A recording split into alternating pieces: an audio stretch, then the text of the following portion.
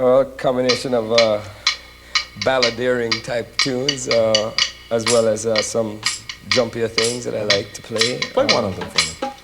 Okay, here's one.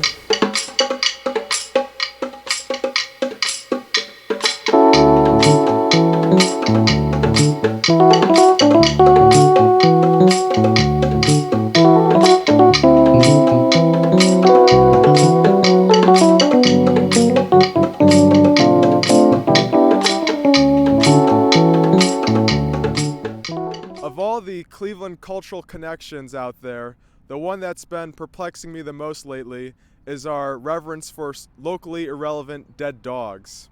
I'm of course speaking about Balto, a beast who has occupied a burdensome spot in my mind lately, and whose resting spot is in there, the Cleveland Museum of Natural History. I think we're at a decisive moment when it comes to Balto and Cleveland, and we have to decide right now to either go all in on Balto or ship his dead ass back to Alaska. Cleveland's lascivious dalliance with Balto begins with a rich white guy, not pictured, and the Cleveland Zoo, also not pictured. At the end of Balto's life, he was living in LA, kind of getting used, abused, and this Clevelander set up this big campaign to bring Balto over here, and he lived in the Cleveland Zoo till he died.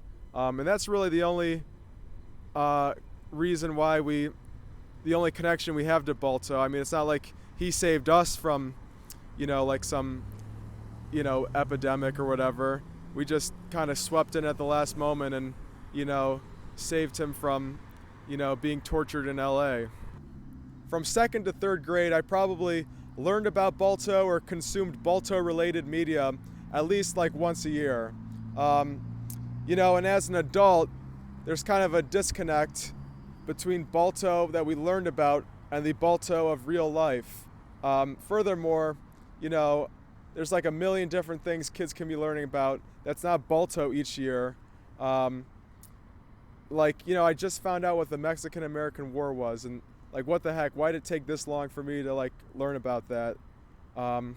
Since, by virtue of living in the Buckeye State, any sort of progressive educational reform is basically off the table. So it's probably easier to just weave Balto into our cultural tapestry than try to remove him from the educational system. So I have three proposals that I think will help kind of integrate Balto into Cleveland culture and save countless kids from that generational trauma of the great sled dog disappointment.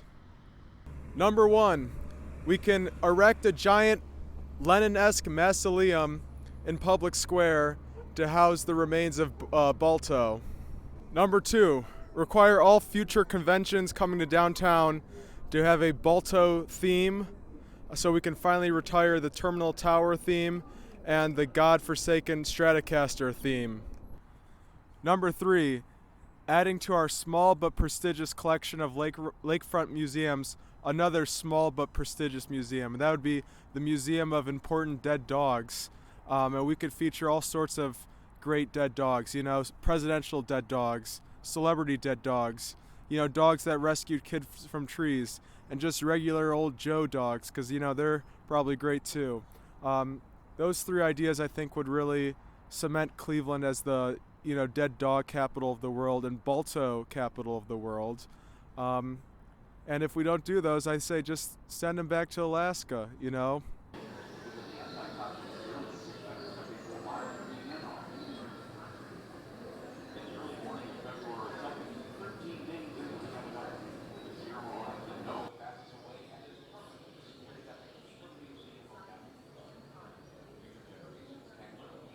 Maybe I'm a little bit jealous of Balto. Maybe staring into this dead dog's artificial eyes has inflamed my ego and made me realize I too want to be embalmed and in the Cleveland Museum of Natural History.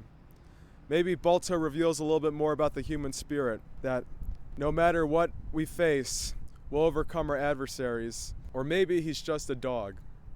I'm of the opinion that he's just a dog and that we should ship him back to Alaska. Of course, my preferred courier for him to get from Cleveland to Alaska is, like a 2000s comedy buddy road trip thing with perhaps like an ambitious but with no drive stoner who's perhaps a little overweight, perhaps like a Seth Rogen type, and like a frat guy who's a little bit too old to be in a frat but kind of makes it work because he's got a nice smile. Doesn't really smoke weed, but does a little bit drinking. A Zac Efron type, and they take Balto from Cleveland to Alaska, and all the wacky, comedic on the road type elements that ensue. Maybe it'll be called "Dude, Where's My Balto?" or "Balto Goes Home" or something cool like that. I don't really know, but point is that's how I think we should get him to Alaska. And thank you for watching. And Balto, if you're watching this from Doggy Heaven, or as I'd assume, Doggy Hell, be it known that, you're probably not that bad of a dog, and there's really not a whole lot, that you could have done differently. You're really at the will of everyone else, and I am sorry that I'm taking advantage of you, but it's pretty easy because you're dead, and you're not gonna argue back. You're not gonna bite me or whatever. I mean, maybe I'll, like, spiritually you'll connect to other huskies, and I'll be hated by the dog husky community. But that's something I'm willing to. That's a chance I'm willing to take because you're a dog. Thanks for watching.